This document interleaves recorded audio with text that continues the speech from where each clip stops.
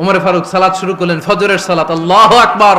In the meantime Abu Lulu এই খঞ্জর নিয়ে ওমর ফারুকের বুকের মধ্যে 3টা স্টেবিং করলেন। একটা মারলেন নাভির নিচে, মারার সাথে সাথে পাকস্থলী কেটে গেল। আরেকটা মারলেন পাজরে। সাইয়েদনা ওমর ফারুকের বায়োগ্রাফি সম্পর্কে জানবো। ওমর ফারুক রাদিয়াল্লাহু তাআলা আনহু, the superhero of this উম্মাহ। এই উম্মার সুপার হিরো তিনি, ঠিক কি না? ওনার মুখের আগে লাঠি চলতো বেশি। সুবহানাল্লাহ পড়বেন না? মাঝে মাঝে লাঠি চালানোরও দরকার আছে না নাই? সাইয়েদনা ওমর ফারুক আমাদের জন্য অনুপ্রেরণা। He is the real superhero of Muslim উম্মাহ। তিনি এই উম্মার রিয়েল সুপার হিরো। এজন্য ওনার জীবনী থেকে আমরা কিছু শিক্ষা নেওয়ার চেষ্টা করব ইনশাআল্লাহ। পড়েন সাইয়েদনা ওমর ফারুক কিভাবে ইসলাম ধর্ম গ্রহণ করলেন, কিভাবে বিশ্বনবীর প্রাণের কলিজার টুকরা হলেন, এটা দিয়ে আমরা শুরু করি। আল্লাহ তাআলা সাইয়েদনা ওমর ফারুকের হৃদয়ের মধ্যে 3টা ধাক্কা মেরেছেন, ঈমানের ধাক্কা। আওয়াজ করে বলতে হবে, কয়টা? জোরে বলেন তো, কয়টা? 3টা ঈমানি ধাক্কা। এক হচ্ছে বিশ্বনবীর দোয়ার ধাক্কা। এক কি? দোয়ার ধাক্কা। 2 হচ্ছে সূরা হাক্কা দিয়ে দিয়েছেন আল্লাহ এক ধাক্কা। সুবহানাল্লাহ পড়বেন না? 3 হচ্ছে সূরাতু তাহা দিয়ে আল্লাহ দিয়েছেন আরেকটা ধাক্কা। এই 3টা ঈমানি ধাক্কা যখন সাইয়েদনা ওমর ফারুকের হৃদয়ে লাগলো, উনি পড়তে আরম্ভ করেছেন, আশহাদু আল্লা ইলাহা ইল্লাল্লাহ ওয়া আশহাদু আন্না মুহাম্মাদান আবদুহু ওয়া রাসূলুহু। চিল্লায়ে পড়েন আল্লাহু আকবার। বিশ্বনবী মক্কায় বসে বসে তাহাজ্জুদের সালাত পড়ে আল্লাহর কাছে দোয়া করলেন, আল্লাহুম্মা আইজ্জাল ইসলাম বিআহাব্বির রাজুলাইনি ইলাইক। ও আল্লাহ, 2 জন লোকের নাম বলবো, 2 জনের দরকার নেই। এই 2 জনের একজনকে আপনি ইসলামের সুশীতল ছায়া তলে এনে ইসলামকে বিজয় দান করে দেন। মুহূর্তের মধ্যে দোয়াটা কবুল করে নিয়েছে কে? বিশ্বনবী বললেন, আল্লাহ, 2 জনের নাম বলবো আজকের দোয়ায়। আবি জাহাল ইবনে হিশাম, হয়তো হিশামের বেটা আবু জাহেলকে আপনি ইসলামের ভিতরে নিয়ে আসেন, কিংবা ওমর ইবনুল খাত্তাব, খাত্তাবের বেটা ওমরকে আপনি ইসলামের ছায়া তলে নিয়ে আসেন। ওমরে ফারুকের জন্য দোয়াটা কবুল করে নিয়েছে কে? মক্কার যে অবস্থা, আল্লাহর হাবিব সাল্লাল্লাহু আলাইহি ওয়াসাল্লাম বুঝলেন, মক্কার এই 2 জনের একজন যদি আমার সাথে না থাকে, তাহলে মক্কায় দাওয়াতি কাজ চালিয়ে যাওয়া যাবে। আল্লাহর বললেন, আল্লাহ, বেশি চাই না, এই 2 জনের একজন, হয় আবু জাহেল নয় ওমর, হয় আবু জাহেল নয় ওমর। বিশ্বনবী যখন দোয়া করলেন, এই দোয়ার একটা ঈমানি ধাক্কা, নূরানি ধাক্কা সাইয়েদনা ওমর ফারুকের হৃদয়কে স্পর্শ করে ফেলল। দোয়া ইজ লাইক এ মিসাইল। এই যে আমরা দোয়া করি, এটা মিসাইলের মতো। যুদ্ধে মিসাইল হামলা করে না? মিসাইল হামলা করার পরে এই মিসাইল লক্ষ্য বস্তুতে যে ভেদ করে, ঠিক কি না? তেমনি দোয়ার মতো যদি আপনি দোয়া করতে পারেন, আপনি যেই জন্য দোয়া করেছেন, ঠিক ওই জায়গায় যে আপনার দোয়া স্পর্শ করে। সুবহানাল্লাহ পড়বেন না? বিশ্বনবীর দোয়ার মাধ্যমে প্রথমে সাইয়েদনা ওমর ফারুকের হৃদয়ে এক ধাক্কা লাগলো। 2 নম্বরে রব্বুল আলামিন সূরাতুল হাক্কা দিয়ে ওমর ফারুকের হৃদয়ের মধ্যে দিলেন এক ধাক্কা। পড়েন আল্লাহু আকবার। কোরআনের ভেতরে সূরাতুল হাক্কা নামে একটা সূরা আছে না নাই? আল হাক্কাতু মাল হাক্কা ওয়া মা আদরাকা মাল হাক্কা। পড়েন আল্লাহু আকবার।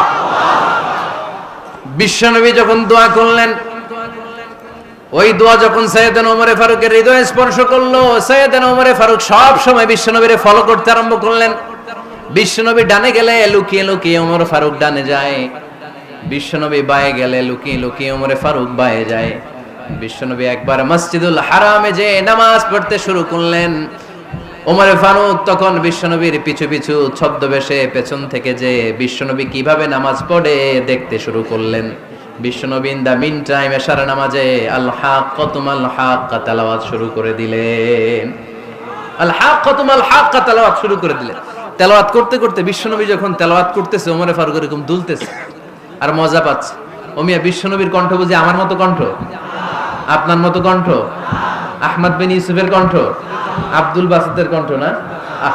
বিশ্বনবীর গলায় যে কি সুরের ঝংকার আল্লাহ দিয়েছেন, কি সুরের লহরী আল্লাহ দিয়েছেন, একবার যে শুনতো পাগল হয়ে যেত। আল্লাহু আকবার। বিশ্বনবী সূরা হাক্কা মন্ত্রমুগ্ধ তেলাওয়াতে মন্ত্রমুগ্ধ সুর দিয়ে মন্ত্রমুগ্ধ কণ্ঠ দিয়ে তেলাওয়াত করতে লাগলেন। এশার সালাতে ওমরে ফারুক দুলতে লাগলেন। ওমরে ফারুক যত শুনেন অবাক হয়ে যায়, যত শুনেন অবাক হয়ে যায়, যতই শুনে অবাক। কিরে? কারণ তিনি আরবি ভাষা বুঝতেন। এত সুন্দর শব্দের গাঁথনি, এত প্রাঞ্জল বর্ণনা, এত সুন্দর অন্তমিল, এটা কবিতা না হয়ে পারে না। উনি মনে মনে ভাবলেন এটা মনে হয় কবিতা। It might be poem, it could be poem. Muhammad মনে হয় কবি হয়ে গেছে, তার কাব্য প্রতিভা দিয়ে সে এটা বানিয়েছে। তা না হলে এত সুন্দর কথা, এটা কবিতা না হয়ে পারে। ইন দ্য মিন টাইম বিশ্বনবী কিন্তু দেখতেছে না যে পেছনে ওমর। বিশ্বনবী তেলাওয়াত করছিলেন। ইন দ্য মিন টাইম বিশ্বনবী পড়ছিলেন ওমা হুয়া বিকাউলি শাইরিন কলিলাম মা তুমিনুন। এর অর্থ হলো এটা কোনো কবির কথা নয়, খুব অল্প সংখ্যক লোকই তোমরা ঈমান আনো। সুবহানাল্লাহ পড়ে। এটাকে বলে কোইন্সিডেন্ট। কোইন্সিডেন্ট হুট করে অনেক সময় মিলে যায়, যায় কি যায় না? আপনি একজনের কথা ভাবতেছেন ভাবতেছেন, বাজারে গেলেন, বাজারে যেই দেখেন ওই লোকটা দাঁড়ায় আছে, এরকম হয় কি হয় না? কোইন্সিডেন্ট।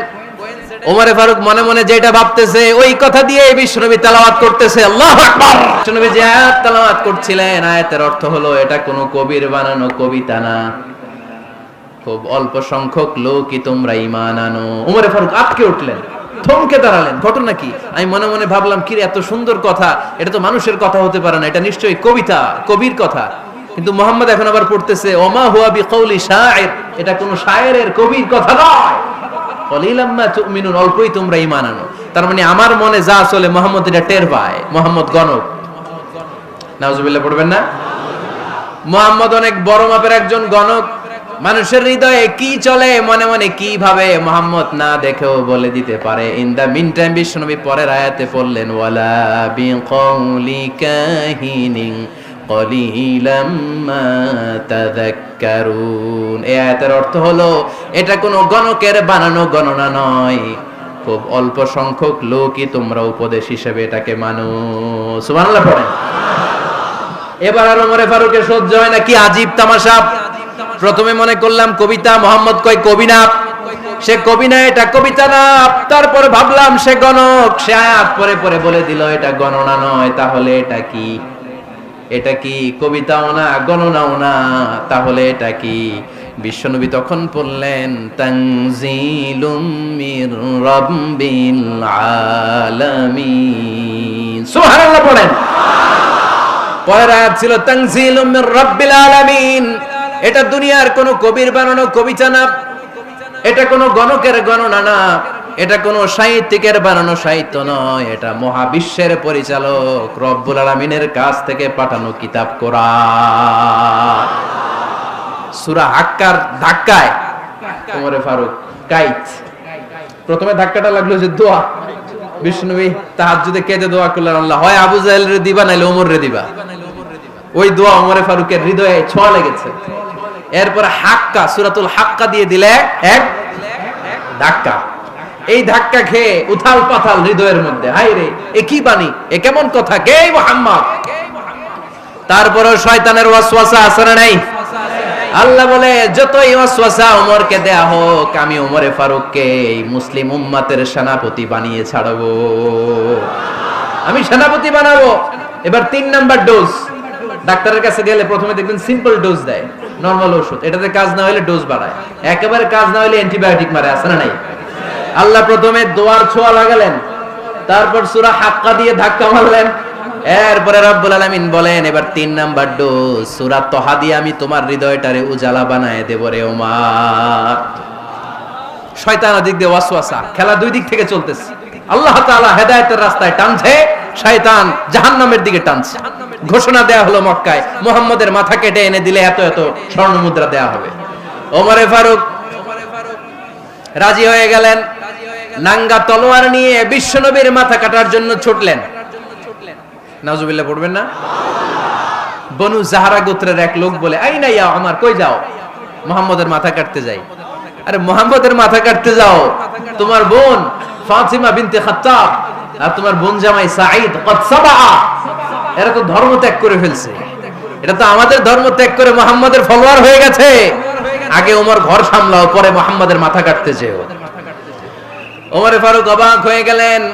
তলোয়ার নিয়ে বিশ্বনবীর দিকে না যেয়ে নিজের বাড়ির দিকে চলে গেলেন। বিশ্বনবীর আপন বোন ফাতেমা বিনতে খাত্তাব, বোন জামাই সাঈদ আর খাব্বাব রাদিয়াল্লাহু তাআলা আনহু তিনজন মিলে সূরা তাহা তেলাওয়াত করছিলেন। পড়েন সুবহানাল্লাহ। মক্কায় লুকিয়ে লুকিয়ে দাওয়াত হতো। খাব্বাব রাদিয়াল্লাহু তাআলা আনহু একটা চামড়ার ফলকের মধ্যে সূরা তাহার কয়েকটা আয়াত এনে ওমর ফারুকের বোন আর বোন জামাইকে শিক্ষা দিচ্ছে, ট্রেনিং দিচ্ছে। সুবহানাল্লাহ পড়েন। লুকিয়ে লুকিয়ে ওমর ফারুক যখন ঘরে চলে আসলেন, এরা তটস্থ হয়ে গেল। সাইয়েদনা খাব্বাব বিছানার তলায় লুকিয়ে গেলেন। ওমর ফারুক বললেন, দরজা খোলো। ফাতেমা বিনতে খাত্তাব দরজা খোলার পরে নির্মম ভাবে সাইয়েদনা ওমর রাদিয়াল্লাহু তাআলা আনহু বোনের গায়ে আঘাত শুরু করে দিল। বোন জামাইকে আহত করতে শুরু করলো আর বলতে শুরু করলো, তোরা পাগল হলি কেন? কি আছে ওই মুহাম্মাদের মধ্যে? কি জাদু নিয়ে এসেছে? সে যাই বলে লোকজন পাগল হয়ে যায়, সবাই তার উপর কালিমা পড়ে ঈমান এনে ফেলে। কি এমন জিনিস তোদের কাছে আছে যেটা দেখে মুহাম্মদকে তোরা ভালোবাসলি? কি আছে? কি পড়তেছিলি আমারে দেখা। ফাতেমা বলে, ইন্নাকা রিজসুন লা ইয়ামাসসুহু ইল্লাল মুতাহহারুন। ও আমার ভাই ওমর, তুমি নাপাক। তুমি কি? লা ইয়ামাসসুহু ইল্লাল মুতাহহারুন, পবিত্রতা অর্জন না করে এই কোরআন ধরা যায় না। সুবহানাল্লাহ পড়েন। ওমর ফারুক গোসল করে আসলেন, কারণ ধাক্কা তো আগে কয়েকটা খাইছে। কথা বুঝেন নাই বোধহয়। প্রথমে দোয়ার ধাক্কা, পরে কোন সূরা দিয়ে ধাক্কা? হাক্কা দিয়ে ধাক্কা। 3 নম্বরে এখন আরেকটা ধাক্কা খাবে। গোসল করে আসলেন। ফাতেমা বিনতে খাত্তাব বললেন, গোসল যখন করে এসেছেন, এই নেন। ওমর ফারুক এবার চামড়ার কাপড়ের মধ্যে সূরা তাহার প্রথম আয়াতের দিকে নজর করলেন। নজর করেই কোরআনের প্রেমে পড়ে গেলেন। পড়েন সুবহানাল্লাহ। ওমর ফারুক পড়তে আরম্ভ করলেন, তাহা মা আনজালনা আলাইকাল কুরআনা লিতাশকা ইল্লা তাযকিরাতাল লিমান ইয়াখশা তানজিলাম মিম্মান খালাকাল আরদা ওয়াস সামাওয়াতিল উলা। সুবহানাল্লাহ পড়েন।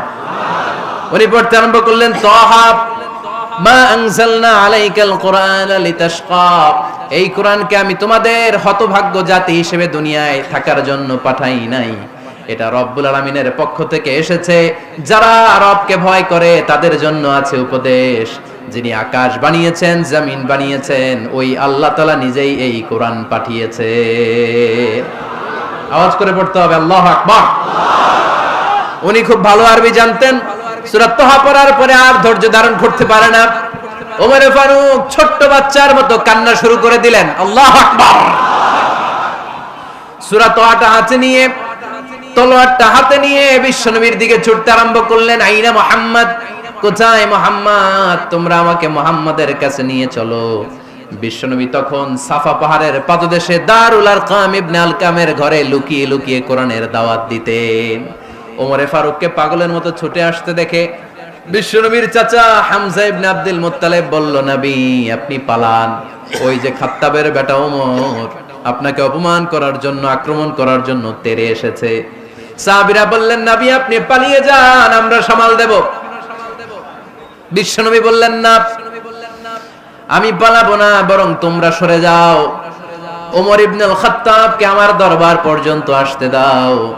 আমার তো মনে হচ্ছে ওই যে তাহাজ্জুদের নামাজ শেষে চোখের পানি ছেড়ে যে আমি আল্লাহর কাছে দোয়া করেছি, আজকে আমার ওই দোয়াটা কবুল হতে শুরু করেছে। আমার তো মনে হচ্ছে আমার দোয়া কবুল হবে, আসতে দাও। ওমর ফারুক এসে বললেন, আশহাদু আল্লা ইলাহা ইল্লাল্লাহ ওয়া আশহাদু আন্না মুহাম্মাদান আবদুহু ওয়া রাসূলুহু। আমি সাক্ষ্য দিলাম আল্লাহ ছাড়া কোনো ইলাহ নাই, নিশ্চয়ই আপনি আল্লাহর প্রেরিত বান্দা এবং রাসূল। পড়েন সুবহানাল্লাহ।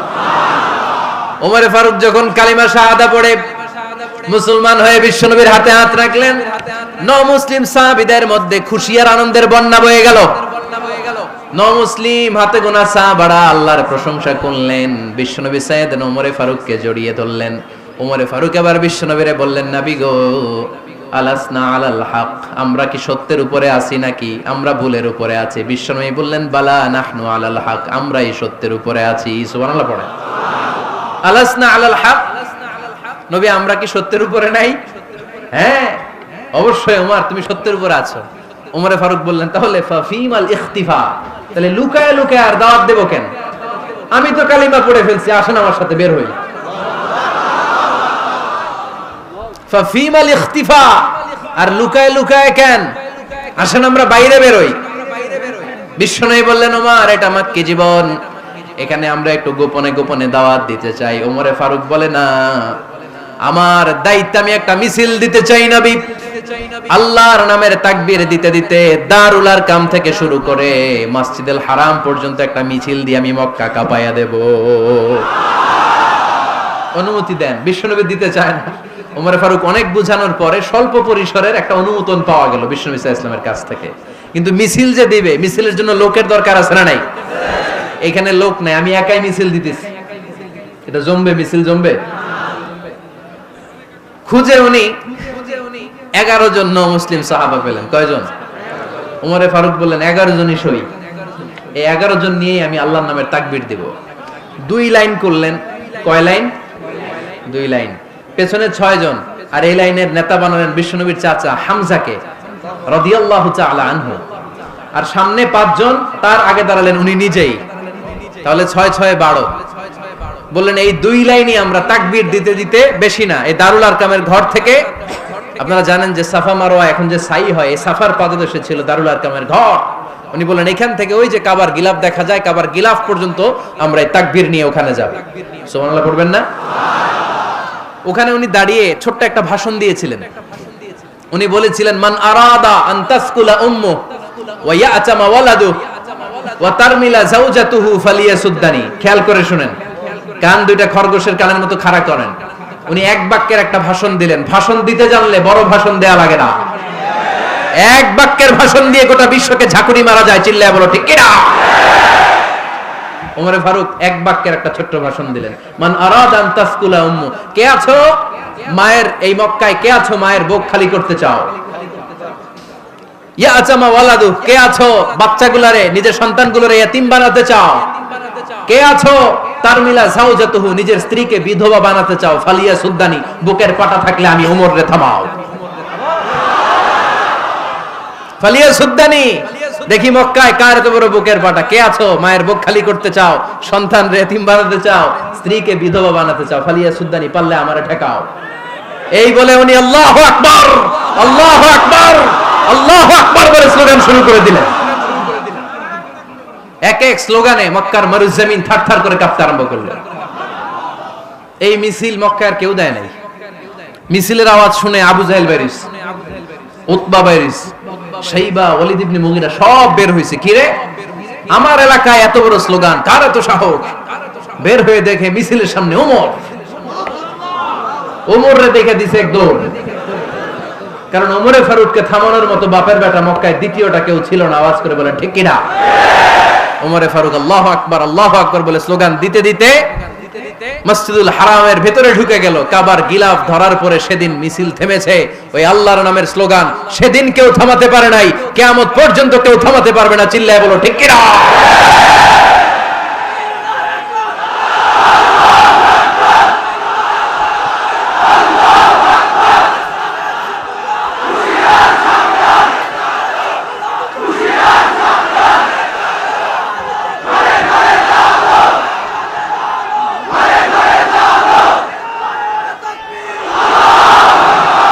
ওই রকম একটা ওমরের দরকার, আমাদের বেশি চাই না। জোরে বলেন ঠিক কিনা? দাও খোদা দাও আমায় আবার ওমর দারাজ দিল, দাও খোদা দাও আমায় আবার ওমর দারাজ দিল, দাও আলীর মতো বীর সেনানি, আলীর মতো বীর সেনানি জাগাতে নিখিল, দাও খোদা দাও আমায় আবার ওমর দারাজ দিল। সুবহানাল্লাহ পড়েন। একটা ওমর লাগবে। চিল্লায় বলেন কয়টা? ওই ওমরের অপেক্ষায় বাংলাদেশ সহ গোটা মুসলিম উম্মাহ। ঠিক কি না? একটা ওমরই যথেষ্ট। আমাদের সেন্ট্রাল লিডারশিপ নাই তো, আমাদেরকে এদিকে লাথি মারলে আমরা ওইদিকে যাই, ওদিক থেকে গুতা মারলে আমরা এদিকে যাই। আমাদের রিপ্রেজেন্টেটিভ, আমাদের প্রতিনিধিত্ব করার মতো কোনো কেন্দ্রীয় লিডারশিপ নেতৃবৃন্দ গোটা বিশ্বে নাই, ঠিক কি না? আমরা সেই ওমরে ফারুকের অপেক্ষায়, আমরা সেই ইমাম আল মাহদির অপেক্ষায়। এই ওমরে ফারুক আমাদের মডেল, ঠিক কি না? থার্ড ইন পজিশন, এই পুরো উম্মতের মধ্যে ওনার পজিশন নাম্বার 3। 1 নাম্বার পজিশন বিশ্বনবীর, কার? 2 নাম্বার পজিশন কার? আবু বকর। 3 নাম্বার পজিশন কার? ওমরে ফারুকের। বিশ্বনবী বলতেন লা নবিয়্যা বা'দি, লা নবিয়্যা বা'দি, আমার পরে কোনো নবী নাই। ওয়ালা রাসূলা, আমার পরে কোনো রাসূলও নাই। আমার নবীর পরে আর কোনো নবী আছে? আমার নবীর পরে আর কোনো রাসূল আছে? এই যে কাদিয়ানি যে একটা সম্প্রদায় আছে, এরা কি মুসলিম নাকি অমুসলিম? মুসলিম সম্প্রদায়ের সাথে এদের কোনো সম্পর্ক নাই, চিল্লায়ে বলেন ঠিক কি না? এরা যদি মুসলমান হতে চায়, আমার নবী দ্য লাস্ট মেসেঞ্জার বিশ্বনবীকে খাতামুন নবী হিসেবে সংবাদ সম্মেলন করে গোটা বিশ্বকে জানাই দিতে হবে, তারপরে তাদেরকে আমরা মুসলিম হিসেবে স্বীকৃতি দিব, চিল্লায়ে বলেন ঠিক কি না? তা না হলে তারা কোন ধর্মের এটাকে জানাই দিতে হবে। No inferiority complex, no identity crisis. Identity ক্রাইসিসে থাকা যাবে না, আপনারা কোন ধর্মের এটা জানাই দেন। আপনারা বিশ্বনবীরও শেষ নবী মানবেন না, আবার মুসলিম বলেও নিজেদেরকে ট্যাগ লাগাতে চাইবেন। সাধারণ মুসলমানরা এটা এই ধোঁকাবাজি মানে না, চিল্লায়ে বলেন ঠিক কি না? আমার নবীর পরে কোনো নবী নাই, আমার রাসূলের পরে কোনো রাসূল নাই, ঠিক কি না? আল্লাহর হাবিব বলতেন লাউ কানা বা'দি নাবিয়্যুন লাকানা উমর, তবে আমার পরে যদি নবী হওয়ার যোগ্যতা কারো থাকে, আমার ওমরের ওই যোগ্যতা আছে। সুবহানাল্লাহ পড়েন। প্রভু তুমি বলেছো রাসূল দেবে না, বলনি দেবে না ওমর, বলনি দেবে না হামজা তারি, খালিদ বিজয় সমর। প্রভু তুমি বলেছো রাসূল দেবে না, বলনি দেবে না ওমর, বলনি দেবে না হামজা তারি, খালিদ বিজয় সমর। প্রভু তুমি বলেছো রাসূল দেবে না। সুবহানাল্লাহ পড়েন। এজন্য আমরা একটা ওমর চাই। কয়টা? বেশি লাগবে? নেতার মতো নেতা কয়টা লাগে? জোরে বলেন কয়টা? Enough, that's enough. ওমরে ফারুক আওয়ার সুপার হিরো। ওনার সাথে বিশ্বনবী সাল্লাল্লাহু আলাইহি ওয়াসাল্লামের মুসাহারার সম্পর্ক ছিল। ওমরে ফারুক যে বিশ্বনবীর শ্বশুর, এটা অনেকে জানেই না। ওমরে ফারুক রাদিয়াল্লাহু তাআলা আনহু বিশ্বনবীর শ্বশুর ছিলেন, এটা আজকে নতুন শুনছেন। কে কে হাত তোলেন? দেখছেন হুজুর? সঠিক বলছি না আমি? অনেকে আমরা জানি না। মাশাআল্লাহ, জানতে লজ্জা নাই, শিখতে লজ্জা নাই। লজ্জা হচ্ছে অজ্ঞতায় আর মূর্খতায়, ঠিক কি না? আমরা শিখতে রাজি আছি। যে কথা বলে আমরা তার ছাত্র। আমার আগে হুজুর কথা বলতেছিলেন, আমরা ছিলাম ছাত্র। এখন আমি কথা বলতেছি, এখন আমরা সবাই হয়ে গেছি ছাত্র, ঠিক কি না? যিনি বলেন তিনি শিক্ষক, বাকিরা আমরা ছাত্র, ঠিক কি না? 4 খলিফার 2 খলিফা, ইসলামের 4 খলিফার 2 খলিফা বিশ্বনবীর মেয়ের জামাই, আর বাকি 2 খলিফা বিশ্বনবীর শ্বশুর। সুবহানাল্লাহ পড়েন। সাইয়েদনা আলী রাদিয়াল্লাহু তাআলা আনহু, সাইয়েদনা উসমান যুন নূরাইন বিশ্বনবীর মেয়ের জামাই। উসমান রাদিয়াল্লাহু তাআলা আনহুর কাছে বিশ্বনবী 2 মেয়েকে বিয়ে দিয়েছিলেন। একজন মারা যাওয়ার পরে আরেকজন, বিশ্বনবী বলেছেন এরপরে আরেকটা থাকলে ওইটারও বিয়ে দিতাম। সুবহানাল্লাহ পড়বেন না? 2 জন ছিল মেয়ের জামাই আর 2 জন ছিল শ্বশুর। সাইয়েদনা আবু বকর শ্বশুর, বিশ্বনবীর স্ত্রী আম্মাজান আয়েশা রাদিয়াল্লাহু তাআলা আনহার বাবা। বিশ্বনবীর স্ত্রী আম্মাজান হাফসা রাদিয়াল্লাহু তাআলা আনহার বাবা ছিল সাইয়েদনা ওমরে ফারুক। চিল্লায়ে পড়েন আল্লাহু আকবার। জানো তো না পজিশন না? সাইয়্যিদু কুহুলিল জান্নাহ, জান্নাতে যত নারীরা যাবে, নারীদের সর্দারিনী হবে সাইয়্যিদাতুনা ফাতেমা রাদিয়াল্লাহু তাআলা আনহা। এই ফরিদপুরের যত ইয়াং স্টারেরা, তোমরা যারা জান্নাতে যাবে, তোমাদের লিডার হবে সাইয়েদনা হাসান আর হুসাইন রাদিয়াল্লাহু তাআলা আনহুমা। আর বয়স্ক মুরব্বীরা যারা জান্নাতে ঢুকবেন, আপনাদের লিডার হবে সাইয়েদনা আবু বকর আর সাইয়েদনা ওমর ফারুক রাদিয়াল্লাহু তাআলা আনহু। সুবহানাল্লাহ পড়তে পারলেন না? ওমর ফারুক এটা সাধারণ কোনো ক্যারেক্টারিস্টিক্স নয়। ওনাকে আল্লাহ তাআলা নলেজও দিয়েছেন, আবার দিনদারিও দিয়েছেন। আমার দিনী ভাইয়েরা, খেয়াল রাখবেন, কোন আলেমের মধ্যে বা কোন নেতার মধ্যে যদি এই দুইটার সমন্বয় আপনি পান, যে তার জ্ঞানও আছে আবার দিনদারিও আছে, he belongs the knowledge and he belongs the taqwa, সে গোটা বিশ্বকে জয় করে ফেলবে, ঠিক কিনা? যার মধ্যে জ্ঞান আছে, যার মধ্যে তাকওয়া আছে, তারে কেউ থামায় রাখতে পারে? ওমরে ফারুককে এই দুই নেয়ামত দিয়ে ধন্য করেছে কে? সহিহ বুখারীর বর্ণনা, বিশ্বনবী সাহাবীদের সামনে একটা স্বপ্নের কথা বলছেন। বিশ্বনবী বললেন, আমি স্বপ্নে দেখলাম আমার আঙ্গুলের ফাঁকা থেকে দুধ বের হচ্ছে, আমি তৃপ্তি সহকারে দুধ খেলাম। খাওয়ার পরে দেখলাম আঙ্গুলের মধ্যে একটু দুধ লেগে আছে। আমার আঙ্গুলে অতিরিক্ত লেগে থাকা দুধটা আমি ওমরে ফারুকের মুখের মধ্যে লাগিয়ে দিলাম। সাহাবারা বললেন, ইয়া রাসূলুল্লাহ, ইয়া হাবিবাল্লাহ, মাযা আওয়ালতা বিহি, এই স্বপ্নের আপনি কি ব্যাখ্যা করলেন, আমরা তো বুঝলাম না।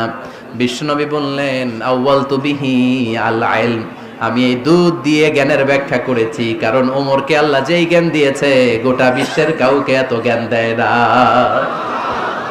এজন্য স্বপ্নে যদি কেউ দেখেন যে আপনি দুধ খাচ্ছেন, তার মানে আল্লাহ তাআলা আপনার জ্ঞান বাড়ায় দিবে। ওমরে ফারুককে দুধ খেয়ে অতিরিক্ত দুধের অংশটা বিশ্বনবী আবু বকর রাদিয়াল্লাহু তাআলা আনহুর মুখে দেন নাই, সাইয়েদনা উসমানের মুখে দেন নাই, আলী রাদিয়াল্লাহু তাআলা আনহুর মুখে দেন নাই। স্বপ্নে ওই অতিরিক্ত লেগে থাকা দুধটা বিশ্বনবী ওমরে ফারুকের ঠোঁটের মধ্যে লাগিয়ে দিয়েছেন। এই হাদিস থেকে প্রমাণ হয় আল্লাহ তাআলা জ্ঞানের নেয়ামতে সাইয়েদনা ওমরে ফারুককে ধন্য করেছেন। আবার বুখারীর বর্ণনা, বিশ্বনবী সাল্লাল্লাহু আলাইহি ওয়াসাল্লাম আরেকটা স্বপ্নের বর্ণনা দিচ্ছেন। তিনি বললেন, তোমাদের সবাইকে স্বপ্নে আমার সামনে দাঁড় করানো হলো। আমি দেখলাম তোমাদের কারো জুব্বা নাভি পর্যন্ত, কারো জুব্বা হাঁটু পর্যন্ত, কারো জুব্বা টাকনু পর্যন্ত। ওমরে ফারুককে যখন স্বপ্নে আমার সামনে দাঁড় করিয়ে দেয়া হলো, আমি দেখলাম ওমরের জুব্বা এত লম্বা, ওমর টেনে হিচড়ে তার জুব্বা নিয়ে সামনে হেঁটে যাচ্ছে। সাহাবারা বললেন, ফামাযা আওয়ালতা বিহি ইয়া রাসূলুল্লাহ, ও আল্লাহর রাসূল, এই স্বপ্ন দিয়ে আপনি কি বোঝাতে চাইলেন, আমরা কিছু বুঝলাম না। বিশ্বনবী বললেন, আউয়ালতু বিহি আদ-দীন, আমি এই হাদিসের দ্বারা দ্বীনের ব্যাখ্যা করলাম, যার জামা যত লম্বা তার দ্বীনদারি তত বেশি। সুবহানাল্লাহ, আসতে পড়েন।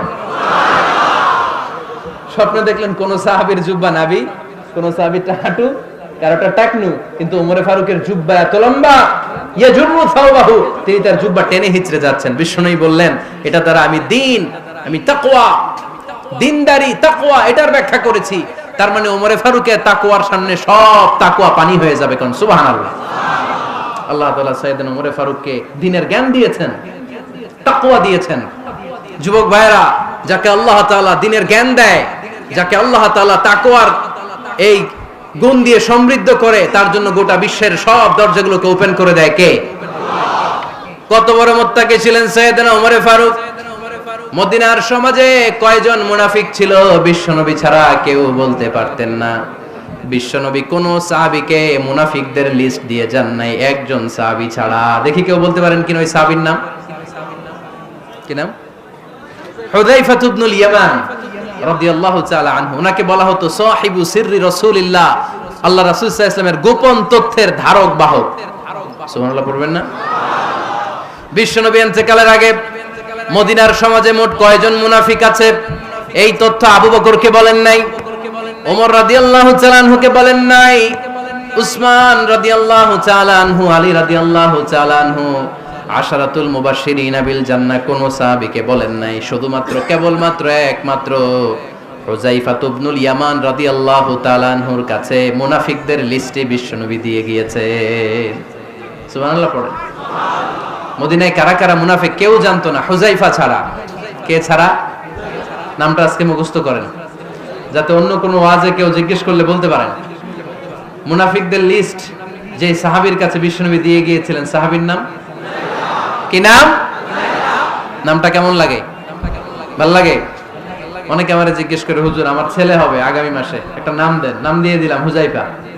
যাদের হবে ছেলে, এলাকায় যাদের নেক্সট কয়েক মাসে ছেলে হবে, খালি হুযায়ফা চলবে। কি চলবে? ভাল লাগে? নামটা ভাল লাগে? রাইখেন, অনেক সুন্দর নাম। উনি জানতেন মুনাফিক কারা। দেখেন ওমরে ফারুকের তাকওয়ার লেভেলটা কত হাই। ওমরে ফারুক একদিন হুযায়ফা রাদিয়াল্লাহু তাআলা আনহুর কাছে গেলেন, যে বললেন, হুযায়ফা, বিশ্বনবী ইন্তেকালের আগে মুনাফিকদের নামের লিস্টটা কারো কাছে দেয় নাই, আমার জানা নাই, সাইয়েদনা আবু বকরের জানা নাই, কোন সাহাবীর জানা নাই, তুমি ছাড়া। আমি তোমার কাছে জানতে চাই, আমি ওমরের নামটা ওই মুনাফিকদের খাতায় আছে কিনা আমার একটু বলো।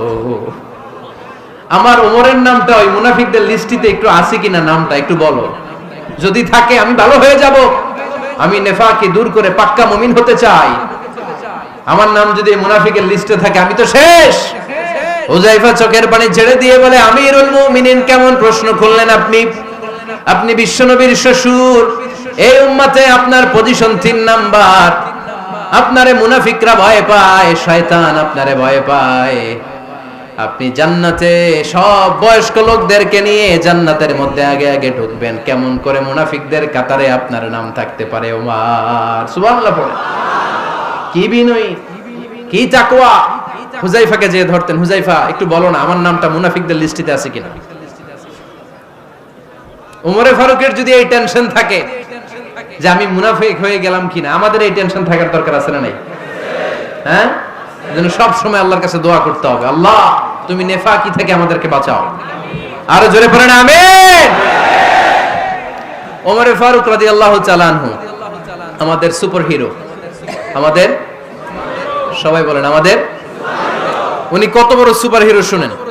উনি জুমার খুতবা দিচ্ছেন। কি দিচ্ছেন?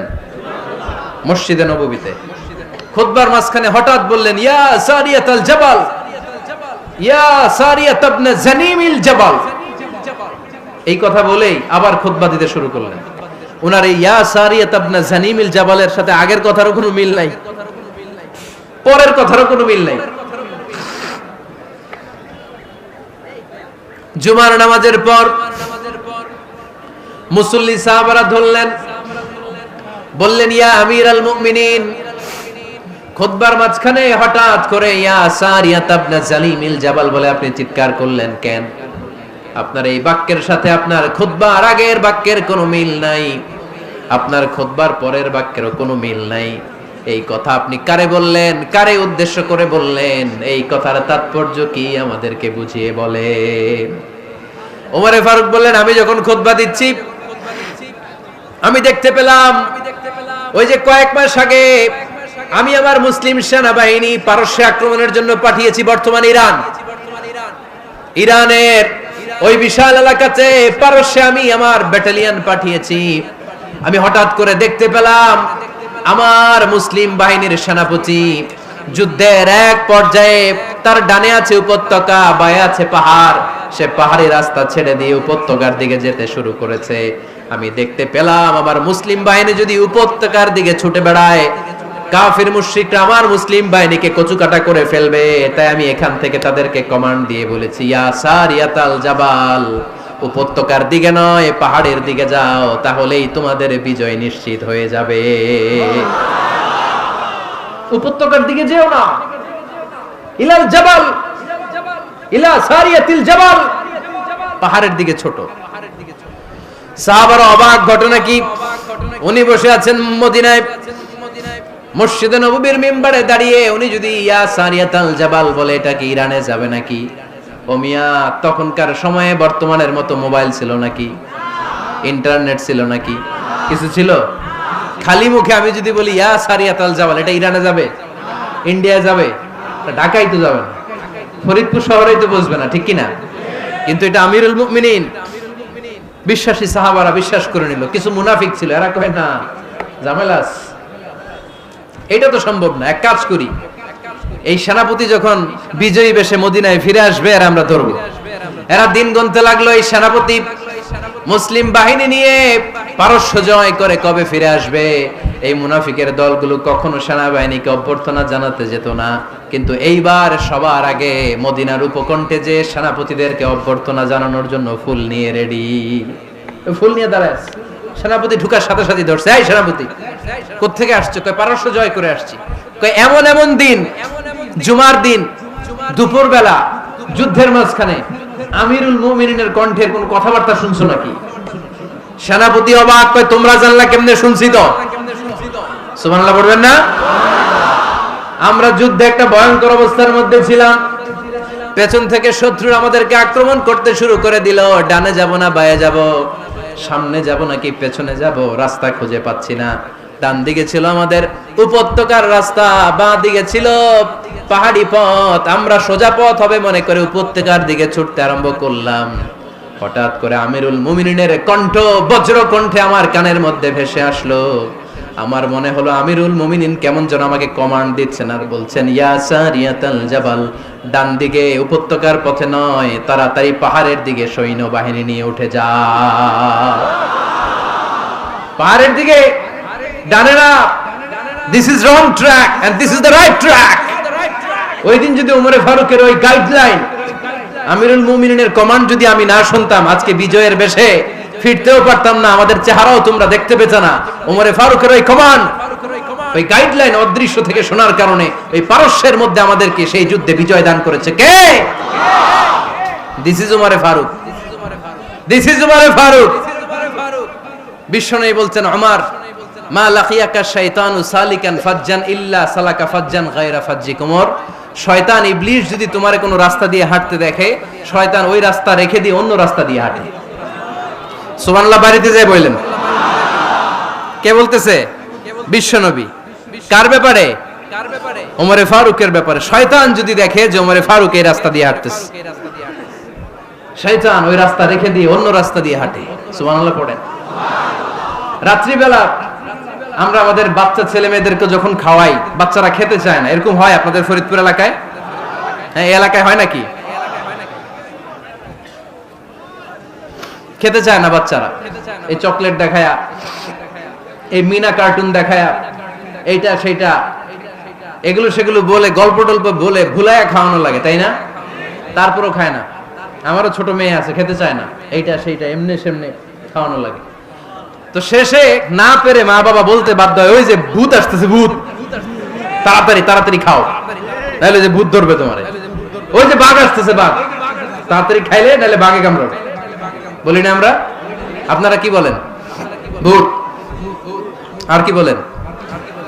হ্যাঁ হ্যাঁ, আচ্ছা, এক এক জায়গায় এক একটা আমরা বলি, ভূত আসবে, বাঘ খাবে, ভাল্লুক খাবে, তাড়াতাড়ি খাও। মদিনাতে যখন ওমরে ফারুক আমিরুল মুমিনিন, মদিনার মায়েরাও বাচ্চাদেরকে খাওয়াতে পারতো না, ছোট্ট মেয়েদেরকে খাওয়াতে পারতো না, খাওয়া নিয়ে যন্ত্রণা করতো। বাচ্চারা যখন মদিনায় খেতে চাইতো না রাত্রি বেলায়, মদিনার মায়েরা বলতো, তাড়াতাড়ি খাও, হা হুয়া ইয়াতি উমর, হা হুয়া ইয়াতি উমর, তাড়াতাড়ি খা, নাহলে ওই যে ওমর আসতেছে, Omar. This is our superhero সাইয়েদনা ওমর ফারুক রাদিয়াল্লাহু তাআলা আনহু। শুধু শয়তানি ভয় পেত না, মুনাফিকরাও ভয় পেত, জমের মতো ভয়। শুধু তাই না, আমাদের আম্মাজান বিষ্ণু ইসা ইসলামের স্ত্রীরাও ওমর ফারুককে ভয় পেতেন। সুবহানাল্লাহ কইবেন না? মাঝে মাঝে বিষ্ণু ইসা ইসলামের সাথে আম্মাজান আয়েশার ঝগড়া হতো, হতো না? আপনাদের ফ্যামিলিতে ঝগড়া হয়? হয় না? হয় না? কার কার দেখি? ওরে আল্লাহ, অনেক আল্লাহর ওলি আছে তো এই জায়গায়। ঝগড়া হয় না? কি কথা কয়, ঝগড়া হয় না বলে? বিশ্বনবীর ফ্যামিলিতে ঝগড়া হয়, আপনার ফ্যামিলিতে হয় না? মিষ্টি ঝগড়া। আর ও বিয়েই করে নাই।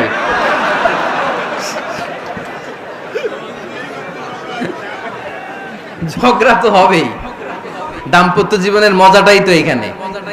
কখনো ঝগড়া, কখনো আনন্দ, একটু বৃষ্টি, একটু রোদ, একটু হাসি, একটু কান্না, ভালো লাগা, ভালোবাসা শেয়ার করে নেয়া, মিলেমিশে একাকার হয়ে যাওয়া, ঠিক কিনা? তো আল্লাহর হাবিব সাল্লাল্লাহু আলাইহি ইসলামের সাথে আম্মাজান আয়েশার ঝগড়া হতো। তো একদিন ঝগড়া হয়ে দুইজন রেগে আছে। খবরদার দুইজন রেগে থাকবেন না, আবার একজন রাগলে আরেকজন থেমে যাবেন, কারণ এই ছোট্ট ঝগড়া থেকে এটা অনেক সময় বিচ্ছেদের দিকে গড়ায়। আমার প্রিয় ফরিদপুরবাসী, ভাবি রেগে গেলে আপনি রাগেন না, ওই দিন আপনি একটু ঠান্ডা থাকেন।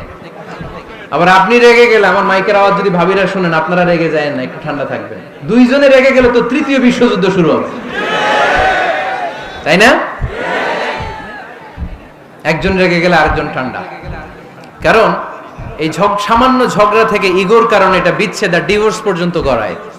আর শয়তান এখানে উস্কানি দেয়, কারণ ইমানদারদের ফ্যামিলি ভাঙতে পারলে শয়তান সবচেয়ে বড় খুশি হয়, আর ইমানদারদের ফ্যামিলি টিকে থাকলে খুশি হয়ে যায় কে?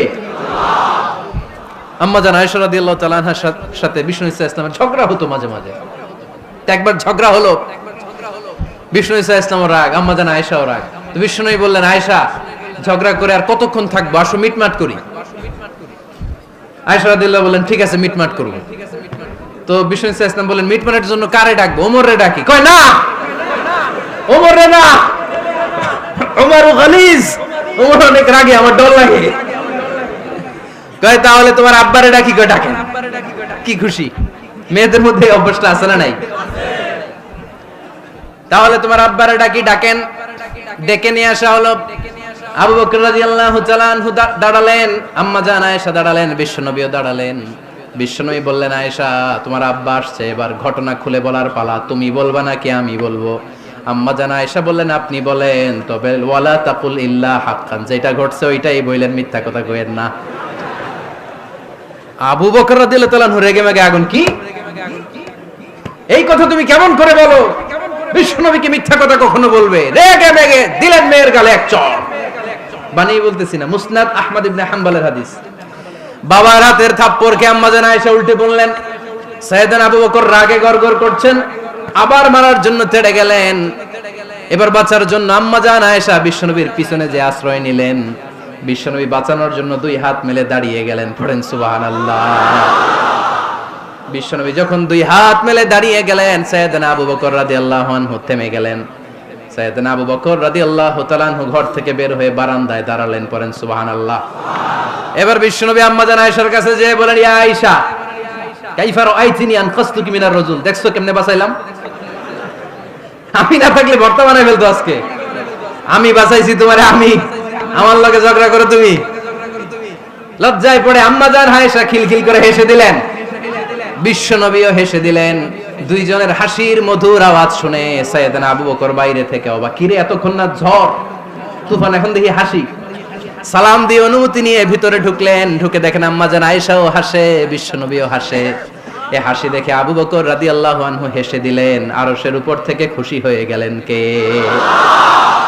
এবার সাইয়েদনা আবু বকর রাদিয়াল্লাহু তাআলা আনহু বললেন ইয়া রাসূলুল্লাহ আশিকানি ফি সিলমিকুমা কামা আশরাকতুমানি ফি হারবিকুমা। ও নবী, যুদ্ধ লাগলে, দুইজন যুদ্ধ লাগলে মীমাংসার জন্য যেমনি আমারে ডাকেন, এরকম হাসি আর আনন্দের মুহূর্তেও আমারে একটু ডাকেন। আশিকানি ফি সিলমিকুমা কামা আশরাকতুমানি ফি হারবিকুমা। নবী, আপনাদের মধ্যে ঝগড়া লাগলে সন্ধি করার জন্য আমারে যেমনি ডাকেন, আপনাদের হাসি খুশি আনন্দ খুনসুটি এই মজাদার মুহূর্তগুলোতে আমারে বঞ্চিত রাখেন না, আমার একটু ডাকেন। সুবহানাল্লাহ পড়েন। এই মুসনাদে আহমদ ইবনে হাম্বলের হাদিস শোনার উদ্দেশ্য হচ্ছে, বিশ্বনবী প্রথমে ওমর ফারুকের নাম বলেছিলেন। সাইয়েদনা আয়েশা বলে না, আমি ডরাই। হাইবাত, দিস ইজ কল্ড হাইবাত ওমর। একবার বিশ্বনবীর সব বিবিরা ধরলেন, ও নবী আমাদেরকে এটা দেন, ওইটা দেন, ঘরে এটা নাই, ওইটা নাই, ওইটা নাই। বিশ্বনবীকে আমার কাছে কিচ্ছু নাই, যদি এমনি আমার বউ হয়ে থাকতে চাও থাকো, তাহলে যা, তা না হলে যা লাগবে কিনে দেব, সাথে সাথে তালাকও দিয়ে দিব। কিছু দিতে পারবো না, আমার নাই তো, সামর্থ্য নাই। কিন্তু বিবিরাও ছাড়ে না, এটা দেন ওইটা দেন। বিশ্বনবী রহমতের নবী, বিবিদেরকে বুঝাতেও পারেন না, বিবিরা আবদার করতেছে নবী এটা লাগবে ওইটা লাগবে। ইন দ্য মিন টাইম বিশ্বনবী একজনের সালাম শুনতে পেলেন, কে যেন দরজায় দাঁড়িয়ে বলতেছে আসসালামু আলাইকুম। বিশ্বনবী দরজার দিকে তাকালেন, তাকিয়ে বললেন ওয়া আলাইকুমুস সালাম, আর বুঝতে পারলেন এটা আমার ওমরের সালাম।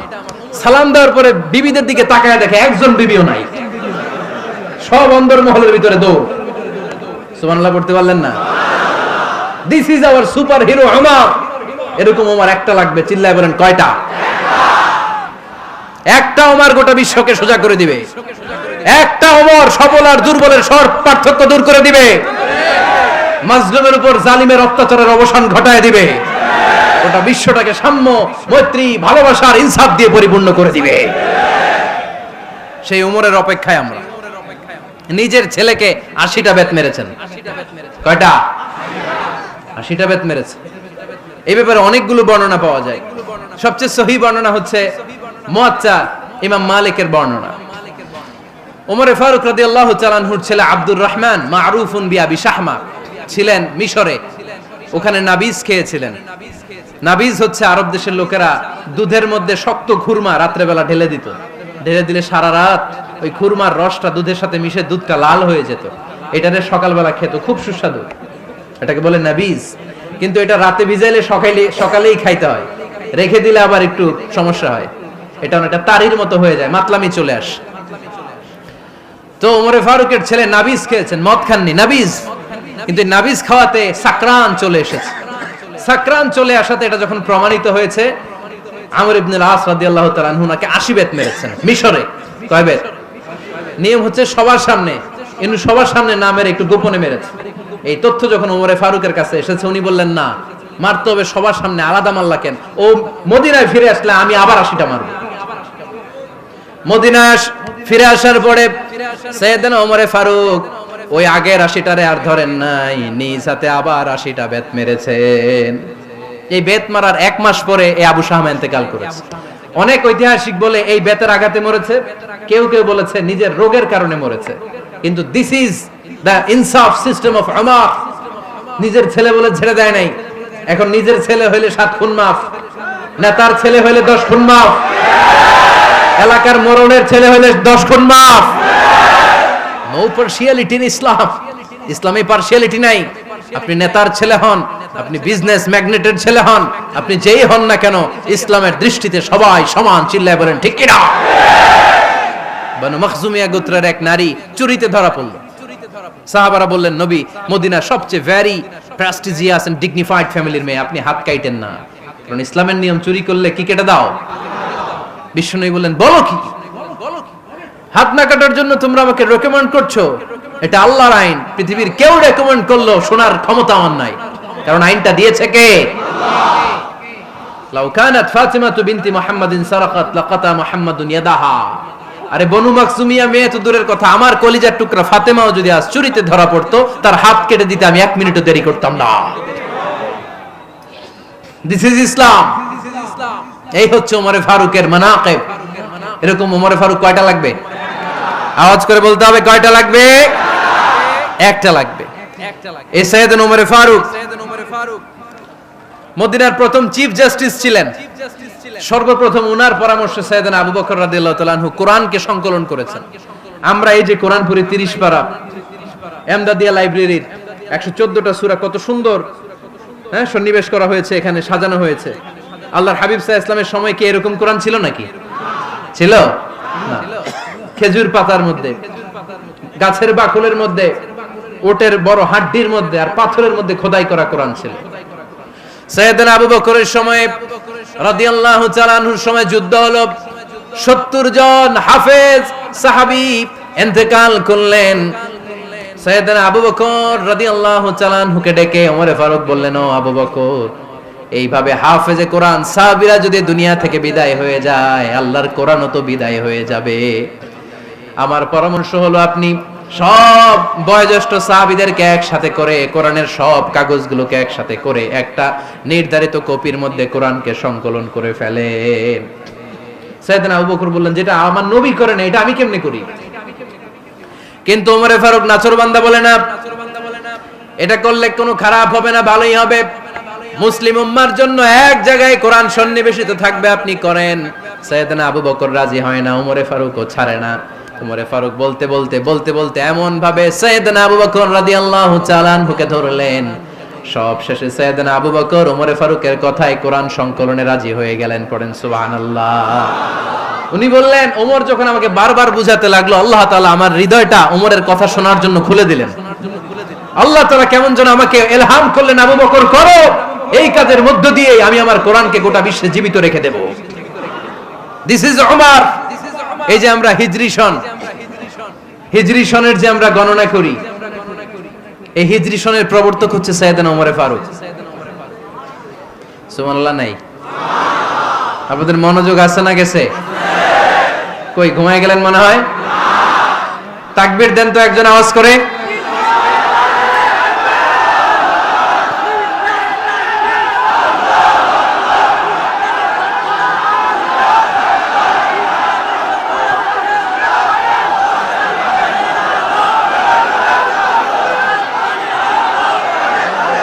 মাশাআল্লাহ, মাশাআল্লাহ। বসেন, বসেন, এখনই শেষ করে দেব কিছু সময়ের মধ্যে। আমরা একসাথে বিদায় নিব ইনশাআল্লাহ। ওঠা বসা করবেন না, ওঠা বসা করবেন না, বসেন।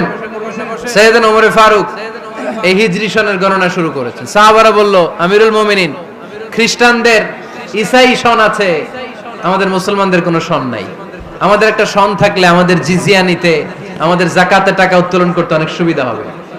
ওমর ফারুক বললেন, তাহলে কোন সালকে হিজরি, কোন সালকে মুসলিম সাল হিসেবে আমরা ঘোষণা দিতে পারি? একজন বলল, আমার নবী যেই সালে জন্মগ্রহণ করেছেন ওই সালে। ওমর ফারুক বললেন, না, আমার নবীর জন্ম আমাদের জন্য খুশির দিন, কিন্তু এটা আমাদের জন্য প্রেরণা নয়। প্রেরণা নবীর কাজে, ঠিক কিনা? আরো কিছু সাহাবারা বলল, তাহলে যেই সালে আমার নবী ইন্তেকাল করেছে ওইটারে প্রথম সাল ধরেন। ওমর ফারুক বললেন, না, যেদিন তিনি ইন্তেকাল করেছেন এটা আমাদের দুঃখের দিন, এটা আমাদের প্রেরণা নয়। আমাদের প্রেরণা হচ্ছে বিশ্বনবীর ত্যাগ, তিতিক্ষা আর কাজের মধ্য দিয়ে। জোরে কোন ঠিক কিনা? ওমর ফারুক বললেন, যেদিন বিশ্বনবী ইসলাম রক্ষায় নিজের মাতৃভূমি ছেড়ে মক্কা থেকে মদিনায় গিয়েছেন ওই দিনটাকে হিজরি প্রথম দিন ধরে আমরা হিজরি সাল গণনা করে শুরু করে দেব। ওইটাই হচ্ছে হিজরি সন। সেখান থেকে হিজরি সনের প্রবর্তন করেছেন সাইয়েদনা ওমর ফারুক রাদিয়াল্লাহু তাআলা আনহু।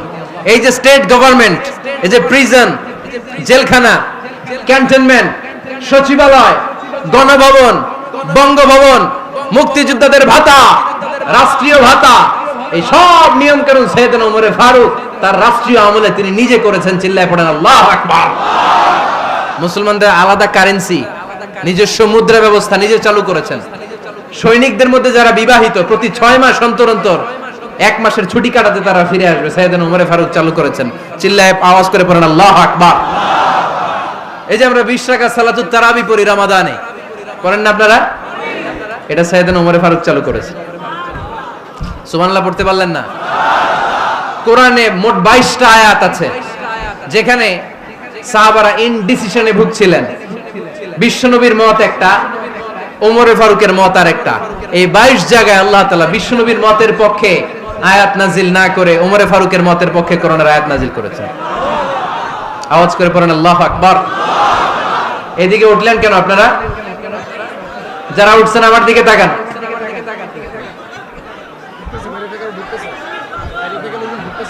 কিছু ভিতরে ঢুকতেছে, কিছু বাইরেতেছে না?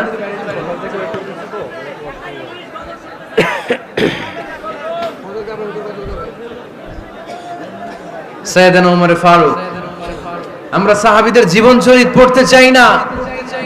কত যে অনুপ্রেরণামূলক দৃষ্টান্ত সাইয়েদনা ওমর ফারুক আমাদের জন্য রেখে গিয়েছেন। ওমর ফারুক যখন খলিফা, দিনের বেলায় যদি রাষ্ট্রে কোনো নিয়ম জারি করতেন, দিনের বেলায় জনগণকে কোনো বিষয়ে যদি নিষেধ করতেন, রাত্রে বেলায় খাওয়ার সময় ফ্যামিলি মেম্বারদের সবাইকে বলতেন, এই দিনের বেলা আমি জনগণকে এই কাজ করতে নিষেধ করেছি, তোমরা আমার ফ্যামিলি মেম্বার, খবরদার তোমরা এই কাজ করো না। জনগণ করলে যতটুকু শাস্তি, তোরা করলে পাবি ডবল শাস্তি। সুবহানাল্লাহ কইবেন না? আমাদের নেতারা ওই বাড়ির বিচার করে, ওই বাড়ির মাইয়ার বিচার, ওই বাড়ির পোলার বিচার। নিজের পোলা গাঞ্জা টানে, আছে না নাই? নিজের মেয়ে অপরাধ করে, আছে না নাই? কি নেতা ছিলেন ওমর ফারুক! আগে নিজের ঘর সামলিয়েছেন, আগে নিজেকে সামলিয়েছেন, নিজের ঘর ঠিক করেছেন। বলেছেন জনগণ করলে যত বেদ, তোরা করলে double Veda. This is call leader, ঠিক কি না? এক বাবা এসে বললেন, ওমর ফারুক আমার ছেলে কথা শুনে না, বেয়াদব। ওমর ফারুক ছেলেরে ডাকলেন, বাবা তুমি তোমার আব্বাজানের কথা শুনো না, এটা তো কবিরা গুনাহ। ছেলে বলে, ওমর ফারুক সব দায় দায়িত্ব আল্লাহ ছেলে মেয়েদেরকে দিয়েছে, বাবা মাকে কোনো দায়িত্ব দেয় নাই। ওমর ফারুক বললেন, অবশ্যই দায়িত্ব দিয়েছে। তাহলে বলেন আমার বাবার দায়িত্ব কি? উনি বললেন, প্রাইমারিলি প্রথমত 3 দায়িত্ব। আইয়ানতাকিয়া উম্মা, পৃথিবীর প্রতিটি বাবার উচিত ছেলেদের মেয়েদের জন্য ভালো মায়ের ব্যবস্থা করা। 2 নম্বরে আইয়ুহসিনা ইসমা, সুন্দর তার একটা নাম রেখে দেয়া। 3 নাম্বার ইউআল্লিমাহুল কিতাব, তার আল্লাহর কিতাব শিক্ষা দেওয়া। এবার ছেলেকে আমার আব্বা 3টার একটাও করে নাই। এবার ওমর ফারুক রেগে গেলেন, বাবার কাঁধে ধরলেন, বললেন তুই ছেলের জন্য বিচার নিয়ে আসলি, তোর 3টা দায়িত্বের একটাও তুই পালন করিস নাই। ছেলে বলে, আমিরুল মুমিনিন, আমার মা নর্তকী, আমার মা মাজুসি, আমার মায়ের মধ্যে কোনো আদব কাদব নাই, সুন্দরী দেখে আমার মারে বাবা বিয়ে করছে, আমার মায়ের কাছ থেকে জীবনে কিছু শিখি নাই। 2 নাম্বার সাম্মানি খানফাসা, আমার বাবা আমার নাম রেখেছে চামচিকা। কি নাম রাখছে? এটা নাম হইলো একটা? এরকম উল্টা পাল্টা নাম আছে না নাই? না, এগুলো রাখবেন না। আব্দুল্লাহ রাখবেন, আব্দুর রহমান রাখবেন। আরেকটা কি বলছি আজকে? হুজাইফা রেখে দিয়েন, পারবেন? ওয়ালাম ইউআল্লিমনি হারফাম মিন কিতাবিল্লাহ আমিরুল মুমিনিন, শুধু তাই না, আল্লাহর কোরআনের একটা অক্ষর আমার বাবা কোনোদিন আমারে শিক্ষা দেয় নাই। ওমর ফারুক রেগে গেলেন, এবার বাপের কান্দে ধইরা মারতে শুরু করলেন। তুই ফুলার নামে বিচার নিয়ে আইছিস, তোরে মাইর দিমু আগে। এরকম নেতার দরকার আছে না নাই? মদিনায় এক লোক তার বউরে রাগের চোটে 100 তালাক দিয়ে ফেলছে। কয় তালাক দেয়ার নিয়ম কয়টা? দিছে কয়টা? এবার স্ত্রী কাঁদতে কাঁদতে এসে বলে, আমিরুল মুমিনিন দেখেন, আমার স্বামী আমারে রেগে মেগে 100 তালাক দিছে। ওমর ফারুক বললেন, দইরা নিয়ে এটারে। নিয়ে আসা হলো। ওমর ফারুক বললেন, কয়টা তালাক দিয়েছো? কয় 100টা। কেন দিছো? কয় মাথা গরম আছিল। এরকম আছে না? তালাক দেওয়ার সময় সব তালাক, তুই তালাক, তোর মা তালাক, তোর বোন তালাক, সব তালাক। তালাক দিবে ওয়াইফ রে, দিতেছে সবাই রে। তো ওমর ফারুক বললেন, দিবে 3টা, 100টা দিলা কেন? কয় মেজাজ গরম ছিল। কয় দাঁড়া, আত-তালাকু মিন শাআইরিল্লাহ, তালাক হচ্ছে আল্লাহর দেয়া বিধানের একটা নিদর্শন, এটা নিয়ে তুই খামখেয়ালি করলি। আমার রায় শোন, আমার রায় হচ্ছে 3 তালাকে তোর বউ তালাক, বাকি 97 তালাক তোর পিঠের উপরে পড়বে। এরকম বিচারের দরকার আছে না নাই?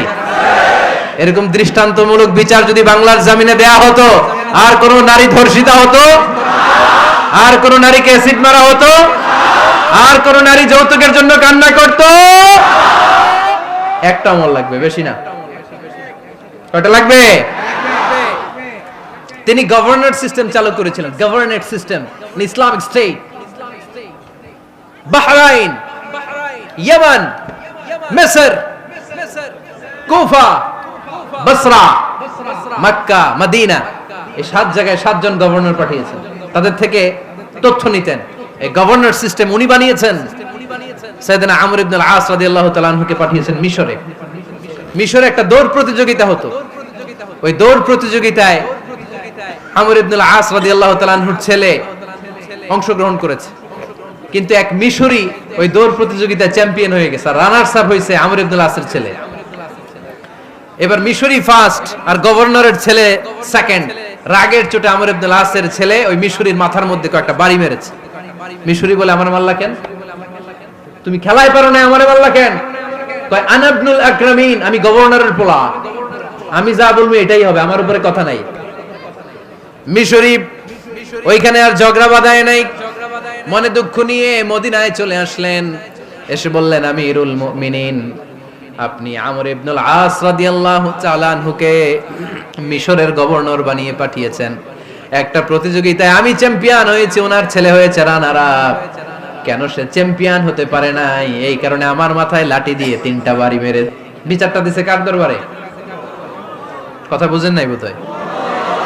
ওমর ফারুকের দরবার। ওমর ফারুক বললেন, তাই আগামী বছরের অমুক তারিখ আমি সব গভর্নরদেরকে ডেকে হিসাব নেই, তো ওই দিন তুই থাকবি, পারবি না? মিশনে বলে, পারবো মানে অবশ্যই পারবো। ওই দিন 7 রাজ্য থেকে 7 গভর্নর হাজির, গভর্নরদের ছেলেরাও হাজির, মিশরীয় হাজির। 7 গভর্নরের কাছ থেকে 7 এলাকার খোঁজ খবর নেয়ার পরে ওমর ফারুক বললেন, আইনাল মিসরি, মিশরি লোকটা কই, এদিকে আয়। মিশরি সামনে আসার পরে বলল, আমর ইবনুল আস, তুমি মিশরের গভর্নর, তোমার ছেলে সহ তুমি আসো। আমর ইবনুল আস এসে সামনে বসে রইলেন। এবার বললেন, ও আমর ইবনুল আসের ছেলে, তুমি নাকি ইবনুল আকরামিন গভর্নরের ছেলে, তুমি যা বলবা মিশরে নাকি তাই হবে, তোমার নাকি অনেক দাপট। নিজে একটা লাঠি এনে মিশরীর হাতে দিয়ে বলল, এবার তোর মাথায় যতটা মারছে তুই ততটা গুনে গুনে মার, আমি দেখবো। আমর ইবনুল আস দেখবে, আমর ইবনুল আসের ছেলেরে তুই এখানে মার। সে বলতেছে, থাক, আপনি বলছেন এতেই যথেষ্ট, মারা লাগবে না, আমি মাফ করে দিলাম। ওমর ফারুক বলল, খবরদার, মার, মার ওর মাথার মধ্যে। মিশরি ওমর ফারুকের ধমক শুনে ভয়ে ভয়ে 3টা বাড়ি মারলো। এই বাড়ি মারা দেখেও ওমর ফারুকের হৃদয় ঠান্ডা হয় নাই। লজ্জায় আমর ইবনুল আস, বয়স হয়ে গিয়েছে সাহাবা, মাথা তখন টাক, মাথায় চুল নাই, লজ্জায় মাথাটা হেট হয়ে মাথাটা নিচু করে রেখেছে। এবার রাগের চোটে ওমর ফারুক বললেন, এবার আমর ইবনুল আসের টাক মাথার মধ্যে একটা মার। মার! কেন ছেলেকে শিক্ষা দিতে পারে নাই? ইয়া আমর ইবনুল আস, মাতা জাআলতুমুন নাস আবিদা, তোমরা কখন মিশরীদেরকে নিজেদের দাস বানায় নিলা? ওয়াকাদ ওয়ালাদাতুম উম্মুহুম আহরারা, আর ওদের মায়েরা তো ওদেরকে স্বাধীন সন্তান হিসেবে প্রসব করেছে। মানুষদের উপর ক্ষমতাগিরি করার জন্য গভর্নর পাঠাই নাই। খবরদার, জনগণ তাদেরকে দেখভাল করার জন্য তোমাদেরকে পাঠানো হয়েছে, তাদের উপর কোনো অত্যাচার করার জন্য নয়। চিল্লায় বলেন ঠিক কিনা? এরকম নেতা কয়টা লাগবে? কয়টা? ওই নেতার নাম কি? ওমর। হ্যাঁ, হুয়া ইয়াতি ওমর। 22 জায়গায় বিশ্বনবী কয় একটা, ওমরে ফারুক বলে আরেকটা। আল্লাহ বলে, বিশ্বনবী আপনার পক্ষে আমি আয়াত নাজিল করতে পারলাম না, আমি ওমরের পক্ষে নাজিল করে দিলাম। বিশ্বনবী বলতেন, ইন্নালি কুল্লি উম্মাতিন মুহাদ্দাস, সব উম্মতের মধ্যে, সব নবীর উম্মতের মধ্য থেকে একজন করে আল্লাহ তাকে মুহাদ্দিস বানাতো। মুহাদ্দিস না, মুহাদ্দাস। মুহাদ্দাস মানে এমন লোক যিনি যা ভাবতো ওই ভাবনাটাই আল্লাহ আয়াত হিসেবে নাজিল করে দিতেন। বিশ্বনবী বলেন, আমার উম্মতের মধ্যে মুহাদ্দাস হচ্ছে সাইয়েদনা ওমর। মদিনার সবচেয়ে বড় মুনাফিকের নাম আব্দুল্লাহ ইবনে উবাই ইবনে সালুল। সব মুনাফিকদের সরদার, কিন্তু এই মুনাফিকের ছেলেটা হলো পাক্কা ইমানদার। এই ছেলের নাম হলো আব্দুল্লাহ। আওয়াজ করে বলেন, ছেলের নাম কি? আব্দুল্লাহ ইবনে উবাই ইবনে সালুল। মুনাফিক সরদার যখন ইন্তেকাল করলো, সাইয়েদনা আব্দুল্লাহ রাদিয়াল্লাহু তাআলা আনহু বিশ্বনবীর কাছে এসে চোখের পানি ছেড়ে ডেকে বলে, নবী আপনিও জানেন, আমিও জানি, মদিনার সবাই জানে আমার আব্বা মুনাফিকদের সরদার, কিন্তু আমার মন তো মানে না, আমার তো পিতা, আমার তো বাবা লাগে, আমার তো মন মানে না। আপনিও জানেন মুনাফিক, আমিও জানি মুনাফিক। নবী আপনার দরবারে কিছু আমি চাই না, আপনার গায়ের একটা জামা দেন, আপনার জামাটা পরিয়ে আমার বাবারে দাফন দিব। এর উসিলায় যদি আমার আব্বারে আল্লাহ মাফ করে দেয়, দয়ার নবী মায়ের নবী জামা খুলে দিয়ে দিলেন। পড়েন সুবহানাল্লাহ। আব্দুল্লাহ রাদিয়াল্লাহু তাআলা আবার আবদার চললেন, নবী জানি আমার বাবা মুনাফিক, কিন্তু আমার তো বাবা, আপনার দরবারে ফরিয়াদ, আপনি নিজে যে আমার বাবার জানাজার নামাজের ইমামতি করবেন। দয়ার নবী মায়ার নবী জানাজার নামাজে যেতে চাইলেন। ওমরে ফারুক বললেন, নবী না, খবরদার আপনি উবাই ইবনে সালুলের জানাজায় যাবেন না। বিশ্বনবী জোর করে যেতে চাইলেন। সাইয়েদনা ওমরে ফারুক বিশ্বনবীর জামা পেছন থেকে টেনে ধরলেন। আল্লাহু আকবার। টেনে ধরলেন, যাবেন না আপনি। ওমরে ফারুকের হাত থেকে হ্যাচকা টান মেরে জুব্বা টান দিয়ে বিশ্বনবী জানাজায় চলে গেলেন। রব্বুল আলামিন আয়াত নাজিল করলেন, ইস্তাগফির লাহুম আও লা তাস্তাগফির লাহুম ওয়া ইন তাস্তাগফির লাহুম ৭০ মাররাতান ফালান ইয়াগফিরাল্লাহু লাহুম। নবী গো, একবার নয়, দুইবার নয়, ৭০ বারও যদি এই মুনাফিকের জন্য আপনি ক্ষমা চান, তার জন্য ক্ষমা নাই, তার জন্য আছে জাহান্নাম। ওয়ালা তাকুম, আপনি যাবেন না আলা কবরি, কখনো তাদের জানাজায় যাবেন না। এই যে একটা ভুল করে ফেলছেন, এটা এবারই শেষ, এরপরে আর যাবেন না। সাইয়েদনা ওমর ফারুকের পক্ষে আল্লাহ তাআলা কোরআনের আয়াত নাযিল করে দিলেন। চিল্লায় পড়েন আল্লাহু আকবার।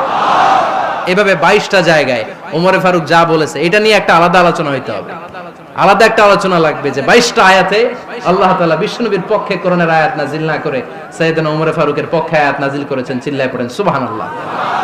ওই ওমর ফারুককে আমাদের মডেল বানানোর দরকার আছে না নাই? ওই ওমর ফারুকের জীবনী আমাদের ছেলে মেয়েদেরকে পড়ানোর দরকার আছে না নাই? আমাদের ভবিষ্যৎ প্রজন্ম এগুলো জানে না। ওরা সালমান খান দেখে বড় হয়, ওরা শাহরুখ খান দেখে বড় হয়, ওরা ঋত্বিক রোশনকে দেখে বড় হয়। ওরা মনে করে যে এরাই বড় সুপার হিরো। আমাদের যে কত বড় সুপার হিরো আছে এরা জানেই না। নতুন প্রজন্মের কর্ণকোহরে সাইয়েদনা ওমর ফারুকের ইতিহাস পৌঁছে দেওয়ার দরকার আছে না নাই? ওমর ফারুকের ইন্তেকালের ঘটনাটা বলেই আমরা মুনাজাতের দিকে যাব। শুনবেন? শুনতে চান? উনি স্বপ্নে দেখলেন একটা লাল মোরগ ওনাকে 3টা ঠোকর মেরেছে। কয়টা? উনি জুমার নামাজে, জিলহজ মাসের শেষ সপ্তাহে জুমার নামাজে বললেন যে একটা লাল মোরগ 3টা ঠোকর মেরেছে। মুগীরা ইবনে শুবা রাদিয়াল্লাহু তাআলা আনহুর দাস আবু লুলু আল মাজুসি, এই লোকটা খঞ্জর বানাতে পারতো। মুগীরা রাদিয়াল্লাহু তাআলা আনহুর দাস। মুগীরা প্রতিদিন 4 দিরহাম করে চার্জ করত, যেহেতু দাস। সে এসে বিচার দিল, আমিরুল মুমিনিন, মুগীরা আমার থেকে বেশি টাকা চায়, জুলুম করে। ওমরে ফারুক বললেন, তাই? তুমি কি কাজ জানো? বলে, আমি খঞ্জর বানাতে জানি। বাড়ি কই? পারস্য। আরে তুমি খঞ্জর বানাতে জানলে তো 4 দিরহাম অনেক কম, সে তো আরো বেশি টাকা নেওয়া দরকার ছিল তোমার থেকে। আবু লুলুর এই কথা পছন্দ হয় নাই। সে কয়, ওমর তুমি সবারে দয়া দেখাও, আর আমার ক্ষেত্রে কঠিন নিয়ম বানাইলা, দাঁড়াও এই নিয়ম তোমারে আমি দেখাবো। এই রাগে সে বাড়িতে যে একটা খঞ্জর বানালো। কি বানালো? খঞ্জর চিনেন? ছোট্ট ছুরি। কিছুদিন আগে ওমানের সুলতান কাবুস ইন্তেকাল করেছে, জানেন আপনারা? ওনার এই কোমরের মধ্যে খঞ্জর থাকতো, ছবিতে দেখছেন? আরব শায়েখ যারা সুলতান আমির, কোমরে কি থাকে? ছোরা থাকে, খঞ্জর। সে বাসায় যে একটা খঞ্জর বানালো, যেই খঞ্জরের দুই মাথা, লাহু রাসান ওয়া মাকবাদাতুহু ফি ওয়াসাতি, আর ধরার হ্যান্ডেলটা মাঝখানে, এদিকেও ছুরি এদিকেও ছুরি, যাতে এইভাবে মারা যায়। সে ধার দিতে লাগলো আর বলল, ওমর দাঁড়াও, তোমার আমি দেখাবো। ওমরে ফারুক মসজিদে নববীর ইমাম, ফজরের নামাজের সময় এ আবু লুলু আল মাজুসি বুরনুস পরে, চাদর পরে, লুকিয়ে লুকিয়ে, সে অগ্নি উপাসক, মুমিন নয়, ওমরে ফারুককে অ্যাটাক করার জন্য গেলেন মসজিদে নববীতে। ওয়াকানু ইউসাল্লুনা বিগালাস, তখন ওনারা অন্ধকারে নামাজ পড়তো। নামাজের সময় যখন হলো, লুকিয়ে লুকিয়ে প্রথম কাতারে ওমরে ফারুকের পিছনে মুয়াজ্জিনের পাশেই দাঁড়ালেন, হাতে খঞ্জর। ইকামত হলো, ওমরে ফারুক সালাত শুরু করলেন, ফজরের সালাত, আল্লাহু আকবার। নামাজ শুরু করলেন, সূরা ফাতিহা বললেন। আরেকটা সূরা যখন পড়তে যাবেন, in the meantime Abu Lulu এই খঞ্জর নিয়ে ওমরে ফারুকের বুকের মধ্যে 3টা স্টেবিং করলেন। একটা মারলেন নাভির নিচে, মারার সাথে সাথে পাকস্থলী কেটে গেল। আরেকটা মারলেন পাজরে, পাজর ছিঁড়ে গেল। 3টা মারার পরে ওমরে ফারুক বললেন, কাতালানি আল কালব, এক কুকুর আমাকে মেরে ফেলেছে। পেছন থেকে এক সাহাবীকে টান মেরে সামনের দিকে নিয়ে গেলেন, তুমি নামাজের ইমামতি করাও। আর ওমরে ফারুককে বাকিরা ধরাধরি করে পেছনে নিতে আরম্ভ করলেন। আর এই আত্মাই আক্রমণ যে করেছে, সে কাতারের মাঝখান দিয়ে যেতে আরম্ভ করলো আর দুই দিকে ছুরি মারতে আরম্ভ করলো। 13 জন সাহাবীর গায়ে ছুরি মেরেছে, 7 জন সাহাবা স্পট ডেথ, জায়গায় মৃত্যু।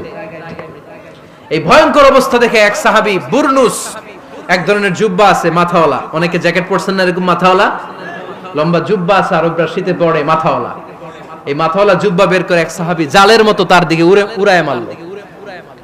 ওই বুরনুসের মধ্যে পেঁচিয়ে আবু লুলু মাটিতে পড়ে গেল আর সুইসাইড করে ফেললো, নিজের বুকে নিজে মেরে আত্মহত্যা।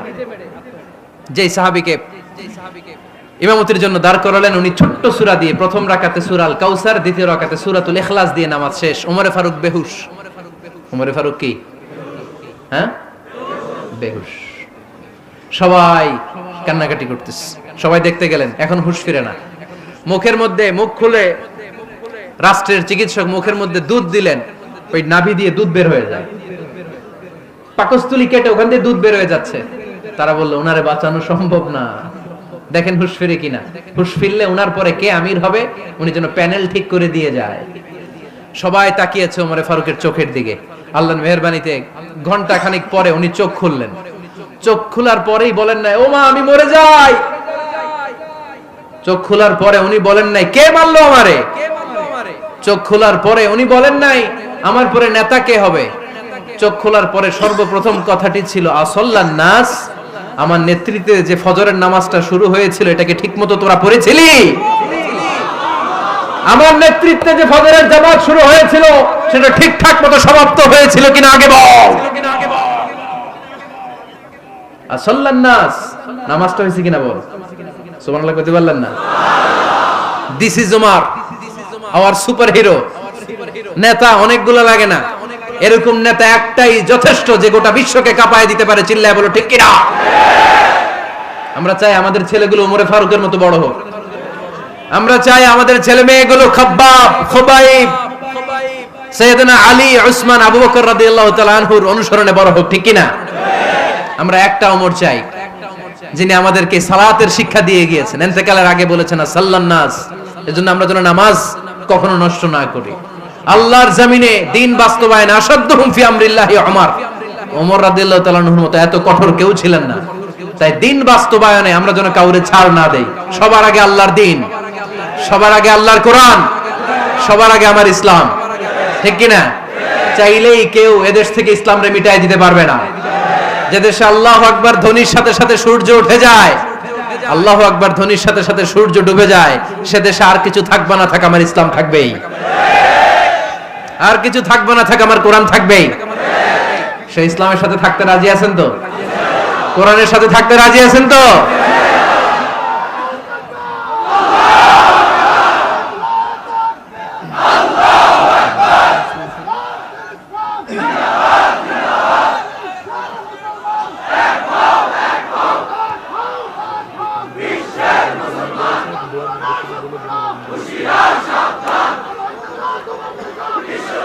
আল্লাহ আমাদের সবাইকে কবুল আর মঞ্জুর করে নেয়, আমরা পড়ি আমিন।